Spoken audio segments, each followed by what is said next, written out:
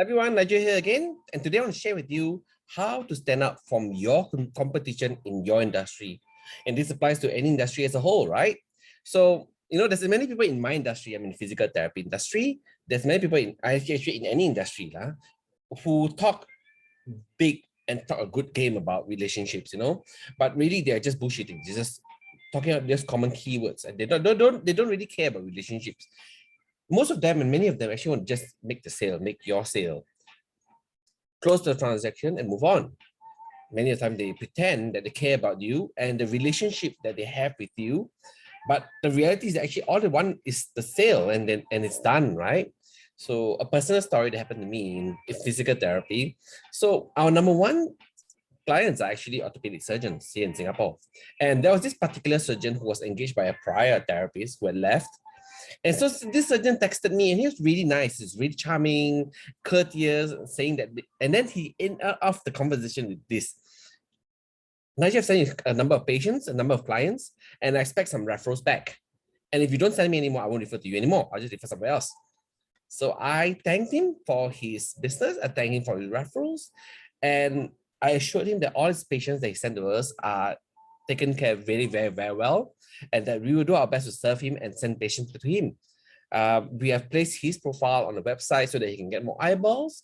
And most of the time, unfortunately, most of our patients are referred by other orthopedic surgeons. And because they're referred by other orthopedic surgeons, we can't take these patients and refer them to him, But as and when we can, we do. He stopped referring. And frankly, I was happy not to work with him anymore. Go fly kite.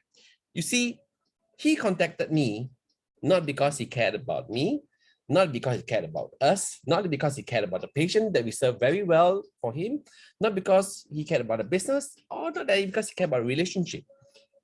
Unfortunately to him, we were just a number on his spreadsheet.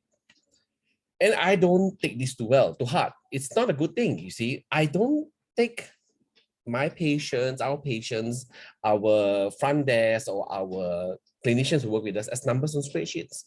The people that I care about, they're people that I care about.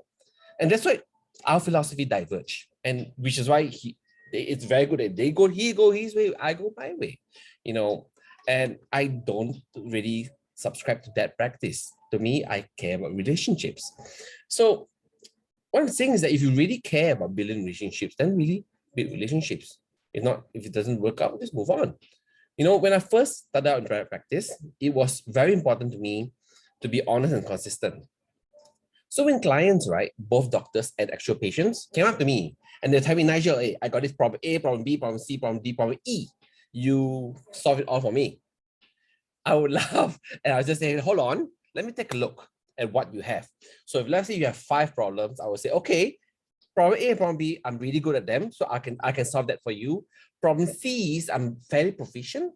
I can do that for you as well. But let's look at problem D and problem E. Problem D, problem E, I'm not good at them at all. And what I'm going to do, you contact this person, this my competitor, but he or she is really good at treating problem D and E, and I'm happy to partner with my competitors. Okay. To me, this is my philosophy. We turn away, refer out clients who has problems that we cannot treat to people who can treat them well, even if these people that we send out to are competitors. And the reason is really, really very simple. It's so simple, it's just ridiculous. Because it's the honest truth, number one. Number two, it's good for the clients. Okay, look, this is it. I don't want to hoard patients, or I don't keep patients to myself or clients to myself so that only me serves them and I can make as much as I can from them. It doesn't work that way. It goes against my ethics and my integrity. If I'm not proficient in what they need, I will refer them to people who is proficient in what they need. It's not about hoarding. It's not about keeping all in with me. My clients are people who trust me, and I'm not going to betray that trust. And this philosophy, this take on business, on life, has revolutionized my business, my life. If the converse effect came true, it made clients actually want to do business with me more. I think my clients like this approach because with me, they don't have to second guess. I don't have to posture, I don't have to lie, I don't have to inflate myself. If I can do, I do. If I cannot do, I don't do, I refer out. That's it. You know, they know what to expect. They know what I'm good at, what I'm not good at, and what I can deliver. Honesty just makes work and life so much more easy and frictionless, you know. And you and I, we all have this experience before, you know, when you want to hire someone and you really like this someone, and that person say, actually, I'm not really good with this, I'm good with that. So if you want this, why here? Why don't you contact this person who can help you with this? I'm good with that. And then when that happens to you, what happens? We even more want to work with these kind of people, right? Let me share with you a personal story. It happened literally this week. So I'm looking for a place to rent because we need to move because my son's growing up. He needs to go to a primary school soon. So I need to move to a place where there's a primary school so he can get a chance to enter the school, right? So we know when we have someone we know as a friend who's a real estate agent, and we ask her to help us search for one that suits our need and our price. She said, okay. She set up a search and we give her updates accordingly.